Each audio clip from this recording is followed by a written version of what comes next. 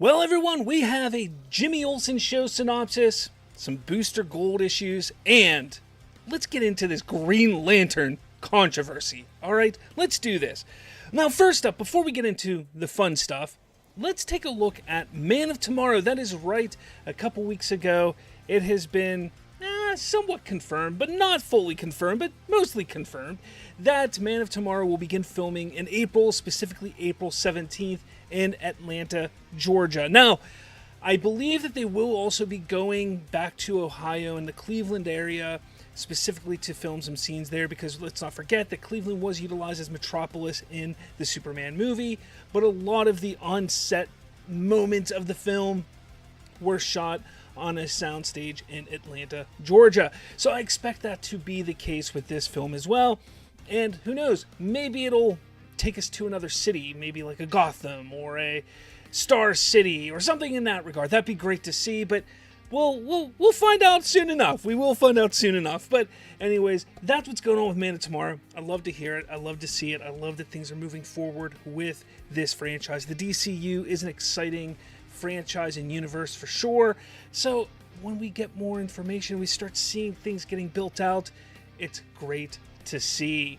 Next up I want to bring up is the Jimmy Olsen series. This is another series. This is another thing that I believe is going to start filming here around about the same time as Man of Tomorrow.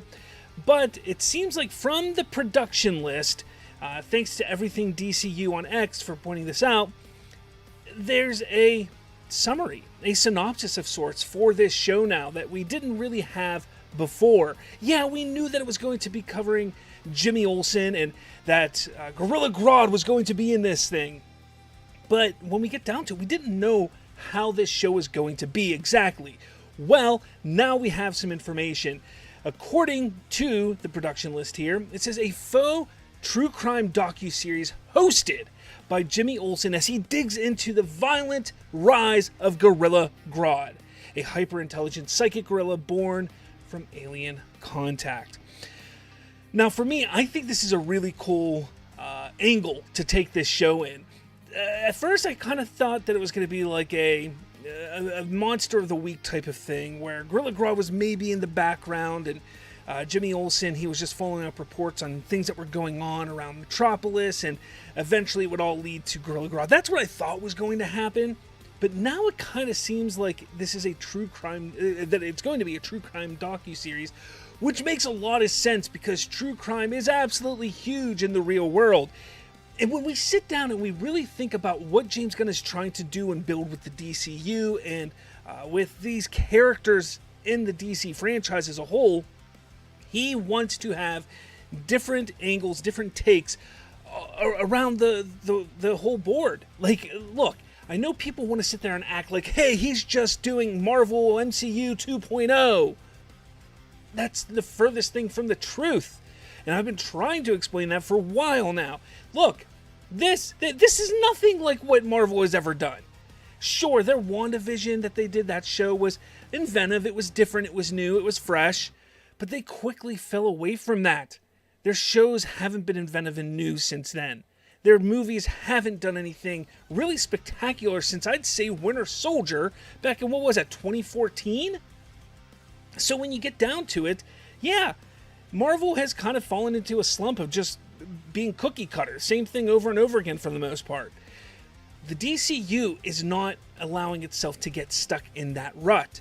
Look, Superman was one thing. Superman was your prototypical superhero type of film, which makes sense because it's Superman. We have Peacemaker, which was the raunchy comedy. You have Creature Commandos, which is just a fun animated raunchy show.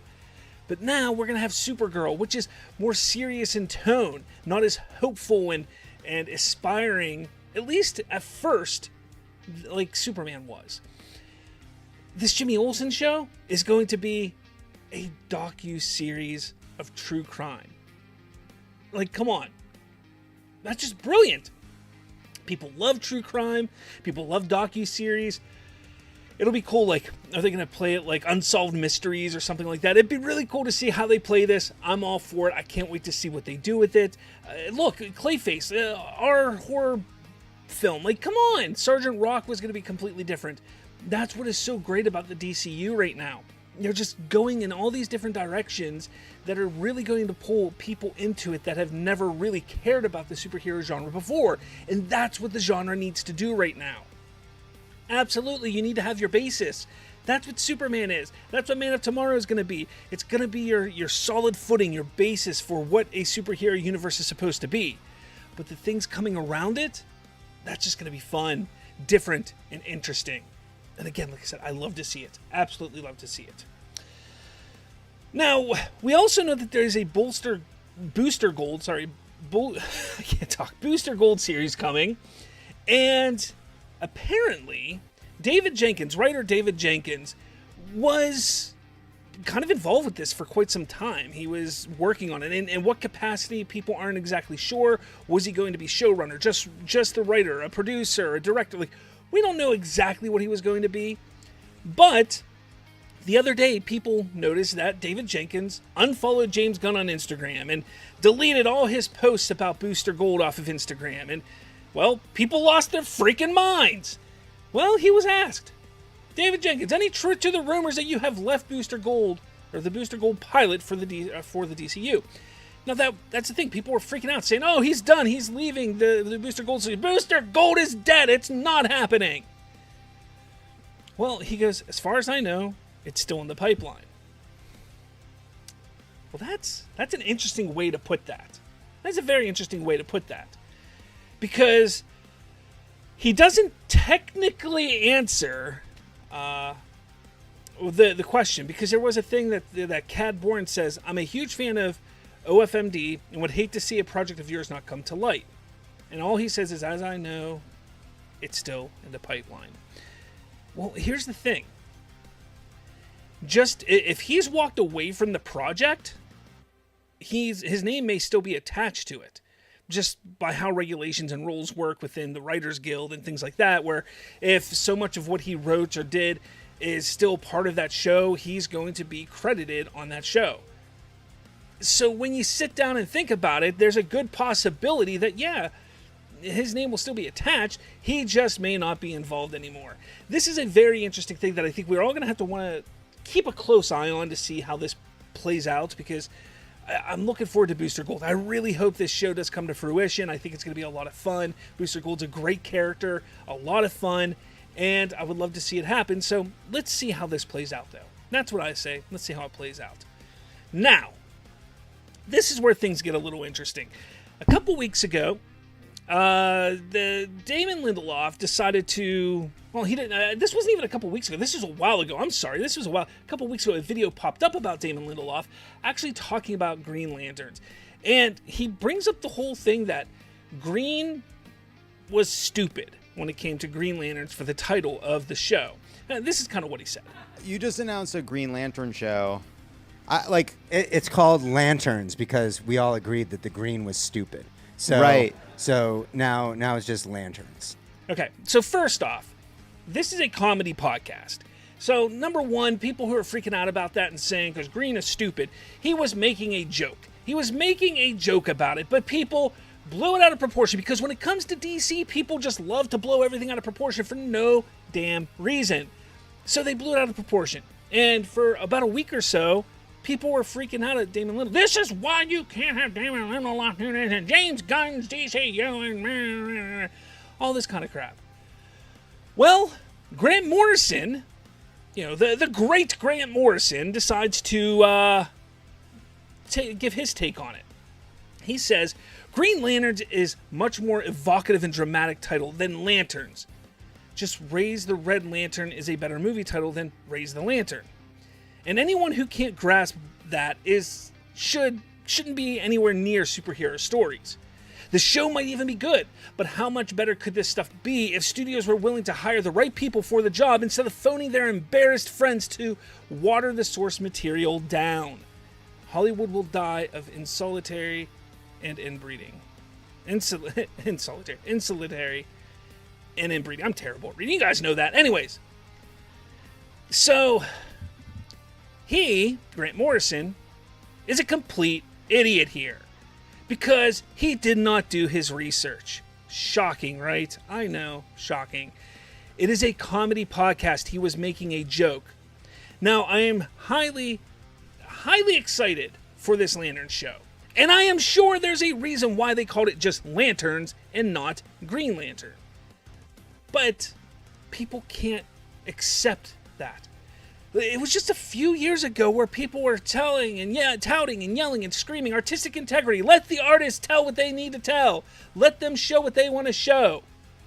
Yet here we sit, and even an artist can't grasp that idea. Can't say, okay, let the artist, actually, let's see what the artist has put on screen. Let's see what he has written down. Let's see how it is before I make a comment. Sure, if the show comes out and it's complete shit and the Lanterns makes no sense and it should have been Green Lantern, yeah, call it out and make a big deal about it. But I am so tired of this whole idea that you have to criticize something before you even see anything from it. Like, it's getting old. It is truly getting old. Look, I don't disagree that we have some terrible writers in Hollywood, that we have some terrible artists in Hollywood that want to push their own agendas and push their own narratives and push the thing that they want to see and not what is staying true to what the core story and element of that character is. I get it. We've seen it so many times. But there is no indication right now that's what is happening with Lanterns. It's pathetic. Now, Damon Lindelof did come out, and he actually replied to this. He said, I have upset Grant Morrison, which means I have now pissed off most of the brilliant English-Scottish comics writers that I grew up idolizing. To quote the Bard, this is nobody's fault but mine. I made a dumb joke on a comedy podcast. I'm not going to bob and weave about context. The joke was dumb, the fandom is not. I owe them an explanation and a genuine reflection of my actual feelings. And then he continues, he says, my very first time I appeared at a Comic-Con panel was for The Lost Pilot. Back in the summer of 2004, I wore my favorite t-shirt I had long grown out of my favorite underoos. Those being the uniform of Hal Jordan, Green Lantern of Sector 2814. For a quiet, uncoordinated kid, there was nothing cooler than a hero whose superpower was his imagination. And green is not stupid. It is my lifelong favorite color, and I have a questionnaire that I filled out in the 3rd grade to prove it. Green is effing awesome. More importantly, it would be a betrayal to everyone I worked for and alongside to say anything other than I was absolutely honored to be part of the team that manifested the incredible construct that is Lanterns. Because it was. I was sloppy and careless with my words. Ironic considering I care so much about Hal, John, and the entire Corps. I can and will do better to be worthy of the oath. Until then, I'll let the show speak for itself. And I can't wait for you all to hear what it has to say. Look, guys, this was a cool way to talk about his love for the character of the comic series and everything. But I think it's stupid that he had to say anything. It's stupid.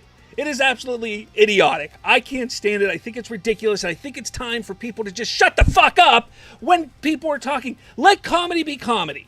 Let comedy be comedy. Like, if it's not funny, then move on. You don't have to bitch and complain about everything. It's getting out of hand. And this isn't just with DC. This is with Star Wars. This is with Marvel. This is with Lord of the Rings. This is with Harry Potter. It's all the big franchises that people are doing it in. And it's getting out of hand. Let the product get made. Once it's made and you watch it, then criticize it. Then sit there and say, man, this is stupid. Why'd they hire this person to portray this character? Or why'd they name it this? Or why'd they do this? The fact that he has to come out before the show has even come out and defend it is stupid. Stupid because of a bunch of stupid people on the internet. That's what's happening. Anyways, before I leave you for the day, I do want to post something or put up something here that I have to admit. Look, I am proud of them for doing this. Okay? You know I go at the Snyder Bros all the time, and I say how they've lost their way and how they've lost their honorability and their respect and all that kind of stuff. Well, we're on the cusp of the 5-year anniversary of Zack Snyder's Justice League. And they have decided, well, at least somebody has, I don't know if it's the whole fandom, but I have to give credit when credit is due, that they want to pledge some money to AFSP once again. And to pledge the price of a movie ticket, which is about $15. Now, obviously, in some areas it's less, somewhere it's more, so they picked $15 here. It said, share your donation with #JusticePledge and help raise awareness. Yes, Perfect. I love it. And I'm going to push this. I'm going to make sure people are aware of this and awareness is raised for this, because this is a good cause. This is something that the community, the movement, should continue to push and stand for. Not the toxicity and the hatred and the hashtag boycotts and the hashtag wallets and things like that. No. Get rid of that stuff. Get back to this. Showcase why your fandom is so important. But that's me. I know some others don't agree with that kind of stuff. But hey, it is what it is, right? It is what it is. Now, what I want to say is thank you for watching. Hit that like button, hit subscribe, and let me know all of your thoughts about everything I brought up, whether it's Booster Gold, whether it's the Green Lantern stuff, Superman Man of Tomorrow filming, or the Jimmy Olsen show. Let me know your thoughts in the comments below. Love to hear what you have to say. And with all that said, I'll catch you all later.